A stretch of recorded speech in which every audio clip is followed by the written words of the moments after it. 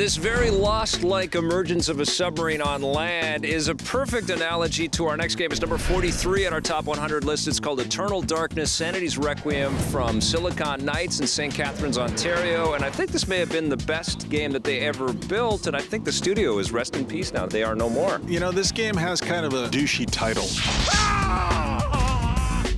Yeah. Eternal Darkness, Sanity's Requiem. I mean, what is this? You know, it sounds like a heavy metal album. And then you start playing this thing, and this is probably the only game in video game history that takes place in Rhode Island, the great state of Rhode Island, inside of a mansion. And it really is a psychological exploration. I mean, this is a game that wanted to take us places we'd never been to before, and it's really one of the standout titles for the GameCube. Yeah, and I think that's true with Silicon Knights' full catalog. They always wanted to build something that was much more than your initial impression on it. I think that's why Kojima Productions wanted to work with these guys to build Twin Snakes.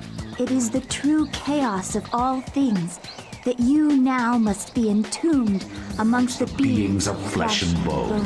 It's also why Legacy of Kain ended up being one of the best action RPGs for the first PlayStation. That's right. But Eternal Darkness was, I think, uncharacteristically mature and dark on a Nintendo platform. I think Nintendo was actually the publisher of this game, and it was a real surprise. There were a lot of terrifying bits in this game. There was a lot of stuff that broke the fourth wall, and you were completely freaked out by what the game was doing to you. And it was aware of itself. It was aware of its own genius, its own sort of machinations. And you were constantly kind of looking over your shoulder as you were playing this thing and awaiting that next surprise, which is a wonderful conceit to come from a video game. It's not an easy playthrough of this game, you know. It's a very challenging game. And it's a little dated now. And some of those challenges are because the technology wasn't quite there back in 2002, but some of the challenges are just big chunks of this game are just horrific to play through. Yeah. May the darkness claim thee, mortal chaos and damned beast.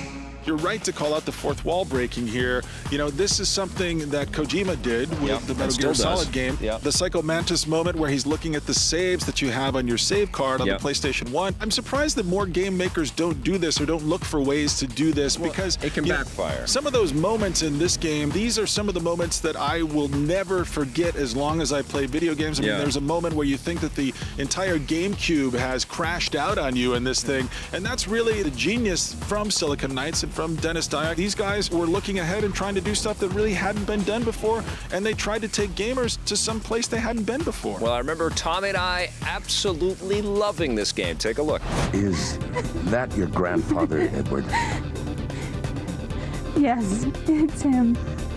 He's wearing our family ring. You play a woman who's trying to find out why her grandfather was killed. And looks exactly like Nina from Tekken, by the way. She goes to his house, and it's like a really creepy house with pictures of old ancestors. It's the biggest house you've ever seen in your entire life. And as she is trying to unravel it, she finds this book. She's flipping through pages of the book. She finds all these other mysteries that have taken place in different periods of time.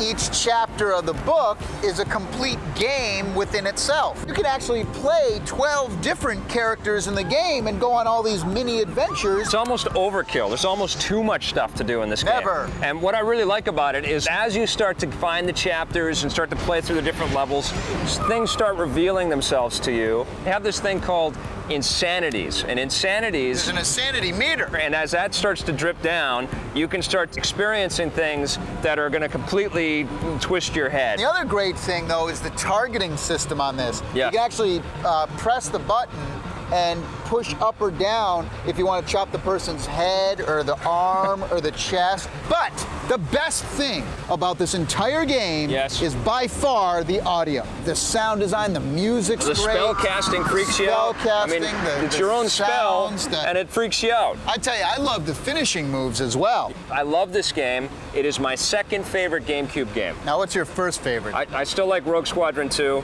but I love this game too. This game is awesome. What are you giving it? I'm going to give it a 9 out of 10.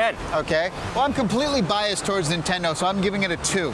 Okay. No, I'm just kidding. I'd give it a 9. So Dennis Dyack and a bunch of his cohorts and friends from Silicon Knights are trying to build the spiritual successor to Eternal Darkness. There's a big campaign. We'll see if it happens, but until then, Eternal Darkness is going to hold a very solid spot on this list.